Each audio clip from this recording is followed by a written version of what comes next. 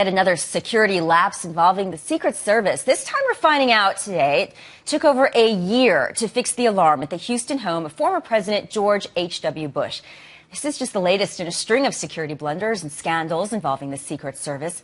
We put together a list of them to refresh your memory. It was November of 2009. Wannabe reality TV star and her husband bluffed their way into the White House and took pictures with President Obama. In November 2011, a man fired 7 shots at the White House. Now, the Secret Service said no bullets hit the residence, but 4 days later, a housekeeper discovered they had. In 2012, Secret Service agents preparing for a presidential trip to Colombia entertained prostitutes in their hotel rooms. Then there was the infamous sign language imposter at the Nelson Mandela funeral who stood right next to President Obama. And just a few months ago, the Secret Service allowed a man with a criminal record and a gun on an elevator with the president. Then this month, we had the postal worker on the gyrocopter. You've certainly seen pictures of that. The Secret Service was alerted months ago of his plan, turns out. Well, then we have all of the White House fence jumpers. Almost too many to count. But one even made it inside the White House with a knife. The Secret Service at first denied he made it inside the mansion, but were forced to change their story. And the Secret Service might have denied this as well if it wasn't caught on tape by a Fox Business camera crew. A White House fence jumper kicking 2 Secret Service dogs before being taken down. With us now, the chairman of the House Oversight and Government Reform Committee, Republican Congressman Jason Chaffetz of Utah. Congressman, great to have you. So our 90-year-old former president did not have a working alarm in his home for 13 months. Really? It is stunning. It's hard to believe. I mean, these problems with this alarm started in 2010, but it was inoperable for more than a year. That is wholly and totally unacceptable. I think the Secret Service now gets that and understands that, but it was fundamentally and totally wrong. Are you getting any answers, any more details as to how this was left to linger for so long, for more than a year? Well, this is not, unfortunately, an isolated incident. The Secret Service was having problems with its technology with various former presidents' residents. This was not the only one. We've known about this for months now, but feel free and comfortable to talk about it, given that they have rectified it. But really, there is no good excuse. They don't lack budget. The technology's there. They had to add extra personnel to secure the president. There were no breaches, fortunately. But they should never have that degree of vulnerability. It just should never be there.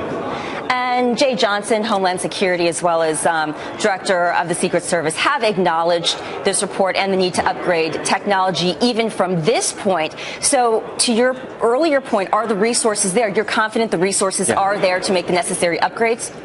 For not just the residences, but for the White House itself?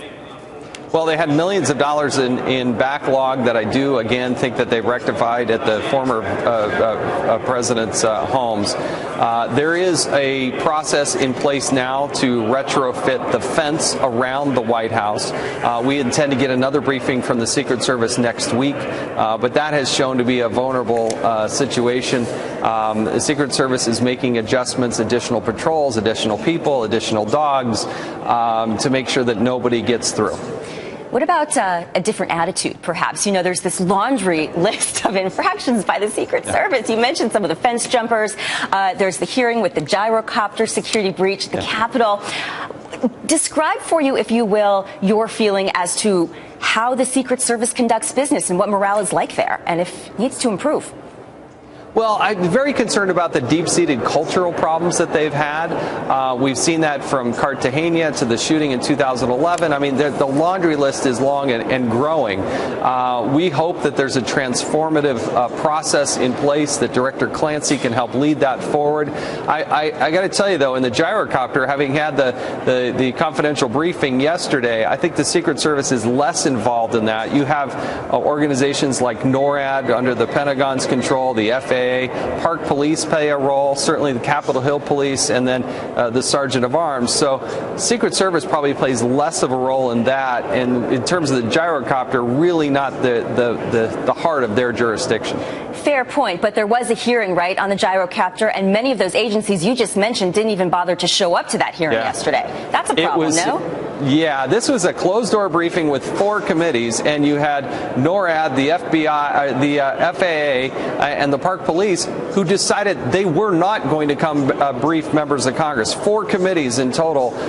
They just thumbed their nose at us, and so I issued a directive and called the hearing, I should say, for next Wednesday at 10 a.m. That is not optional. They will be there. And Congressman Chaffetz, it's worth closing with this. The always gracious President George H.W. Bush tweeting, "Barbara and I have great respect and confidence in the men and women of the Secret Service.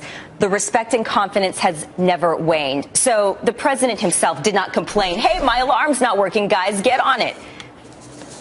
Well, the Secret Service added more personnel. There were no breaches. They're wonderful men and women who serve in the Secret Service. But, you know, behind the scenes, those working on technology, it's got to be in place. This is a no-fail mission, and that means that technology's got to be working 24/7 and 365 days of the year. You can't go for a year and not have an alarm system. It's just unacceptable. We'll leave it there. Congressman Chaffetz, thanks for joining us. Thank you.